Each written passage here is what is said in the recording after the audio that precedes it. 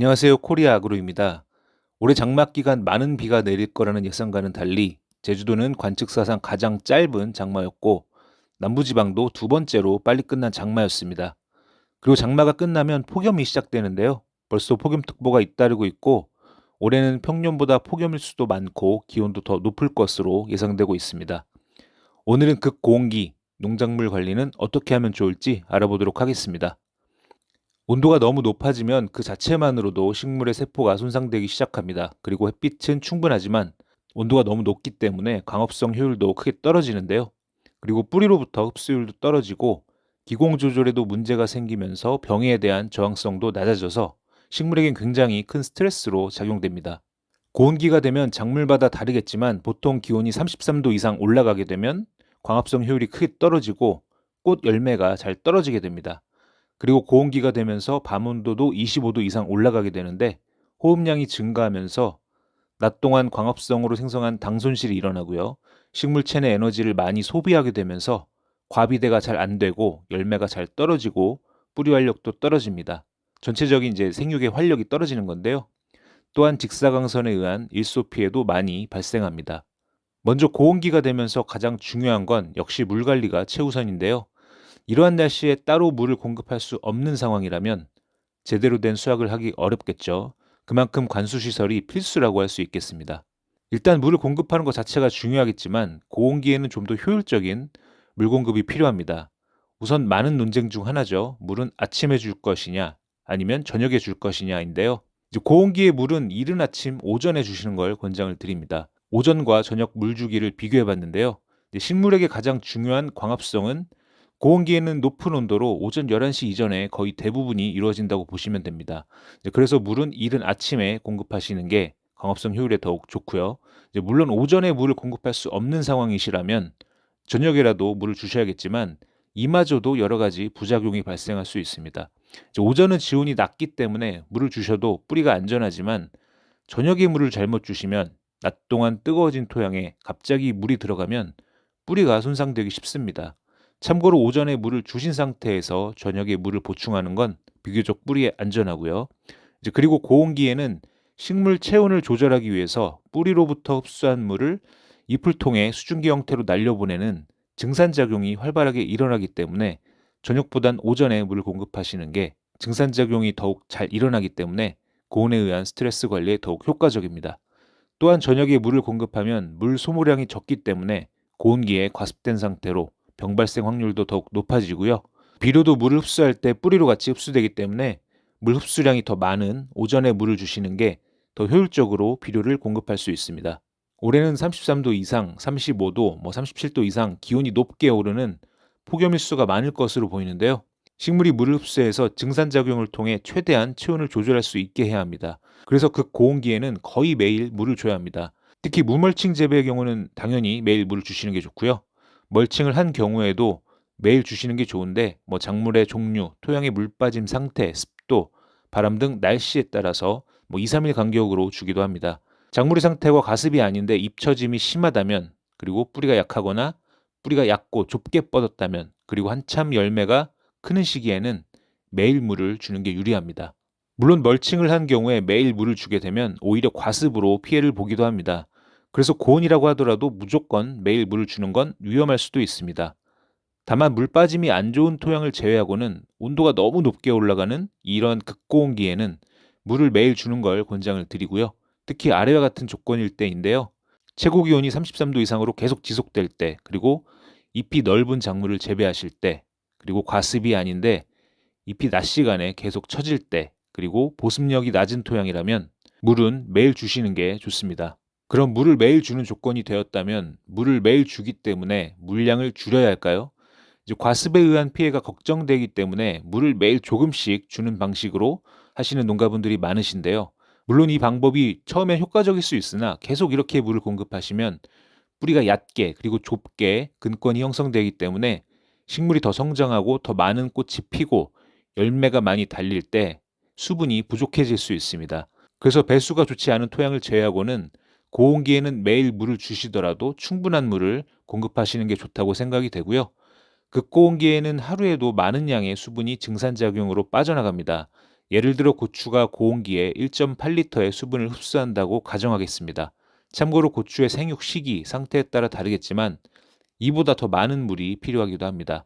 200평에 고추 800주를 심었다고 가정하겠습니다. 그럼 200평에 매일 1440리터의 물이 필요한데요.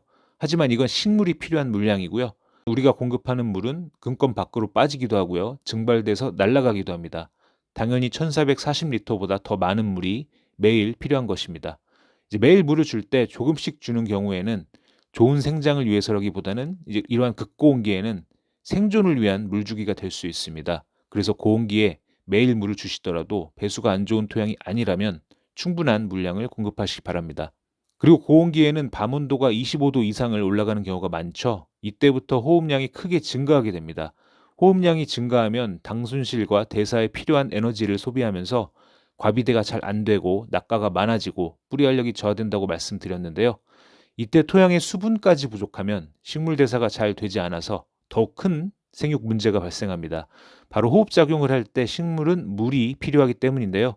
호흡 시 수분이 부족하면 새벽에 잎이 처지고 아침에 활력이 떨어집니다. 그리고 꽂는 과실의 발육이 더욱 저하가 되고요. 또한 조직 손상으로 병의 저항성이 떨어지고 기공 조절 실패로 다음날 오전 물을 주시더라도 광합성 효율이 떨어지게 됩니다.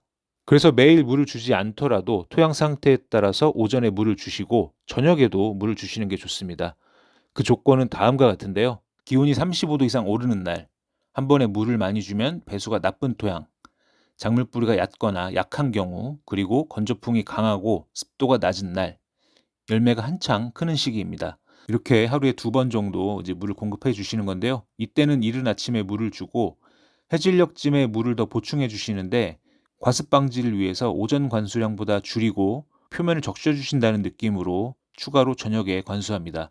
이로 인해 낮 동안 높아진 온도를 떨어뜨리고 밤사이 호흡작용에 필요한 물을 보충해 줌으로써 고온기 스트레스를 완화시키는 데 큰 도움이 됩니다. 그리고 물 공급량 문의를 주시기도 하는데요. 물량은 작물마다 얼마큼 줘라 이론적으로 내용이 있지만 따로 말씀드리기 어려운 이유가 작물의 수세에 따라서도 물 공급량이 다를 것이고요. 특히 토질마다 적정 수분 함량이 다르기 때문에 물을 얼마큼 줘야 된다라고 말씀드리기가 어렵습니다. 참고로 토질에 따른 적정 토양 수분을 유지하는 방법에 대한 영상을 올렸으니 참고해 보시고요.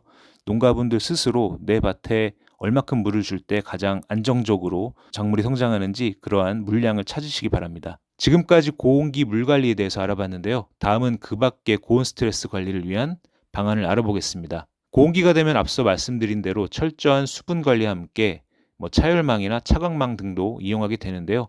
하지만 현실적으로 노지에서 이러한 것들을 적용하기가 쉽지가 않겠죠. 그래서 현실적으로 가능한 대응에 대해서 알아보도록 하겠습니다. 먼저 극고온기에는 비료 전력을 조정합니다. 바로 질소 공급을 줄이고 칼륨 공급 비율을 높이는 건데요. 고온기에 생육이 부진하다고 해서 질소 위주로 공급하시는 경우에는 더욱 고온에 의한 스트레스에 취약해집니다. 이때는 칼륨 공급을 강화시켜주면 기공을 조절해서 수분을 식물 체내에서 더욱 효율적으로 사용하게 되고요. 고온에 대한 내성을 증가시켜주기도 합니다.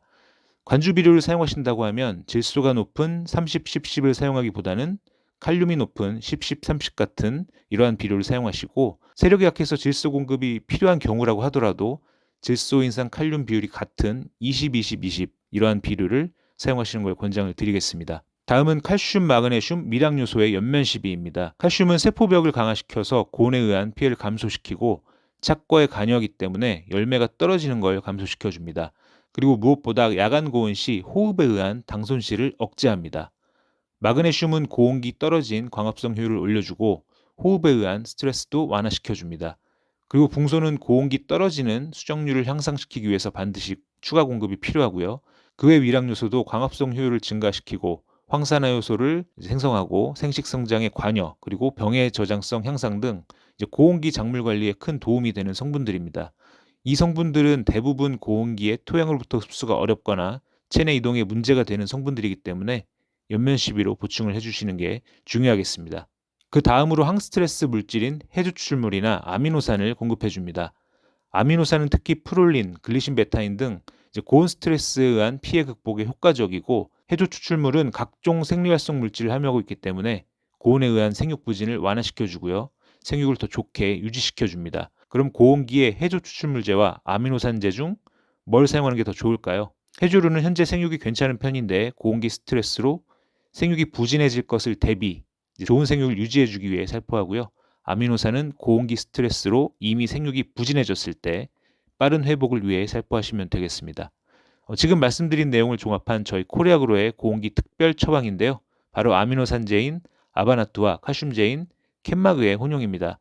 우선 고온 스트레스를 받았을 때 아미노산과 칼슘제를 같이 처방해 주시면 굉장히 효과적인데요. 아미노산은 앞서 설명드린 대로 고온 스트레스 극복에 굉장히 효과적이고 거기에 캔마그에 함유된 칼슘, 마그네슘, 붕소는 세포벽과 조직을 강화시켜 고온 스트레스에 더욱 내성을 길러주고 또 일소피에 의한 대임 증상도 어느 정도는 예방이 가능해집니다. 극고온기 작물의 활력이 떨어진다면 아바나뚜와 캔마그를 활용해 보시고요. 다음은 고온기 주요 병해충 관리에 대해서 정리를 해본 건데요. 주요 병해와 주요 병해충을 정리를 했으니까 한번 읽어보시고요. 오늘 말씀드린 내용 정리인데요. 온도가 33도가 넘으면 광합성 효율이 크게 떨어지고 전체적인 작황이 부진해집니다. 아침, 저녁을 중심으로 물과 양분 관리를 철저히 해주시고요. 특히 오늘 물 관리가 중요하다고 여러 가지 내용을 말씀을 드렸는데요. 물은 매일 주거나 저녁까지 2번 주는 것 등까지 말씀을 드렸습니다. 그만큼 극고온기에는 많은 물이 필요합니다. 다만 포장마다 토양, 작물 상태가 다르기 때문에 오늘 내용을 참고하시고 농가분들 밭에 적합한 관수량 및 관수 횟수를 잘 조절하시기 바랍니다.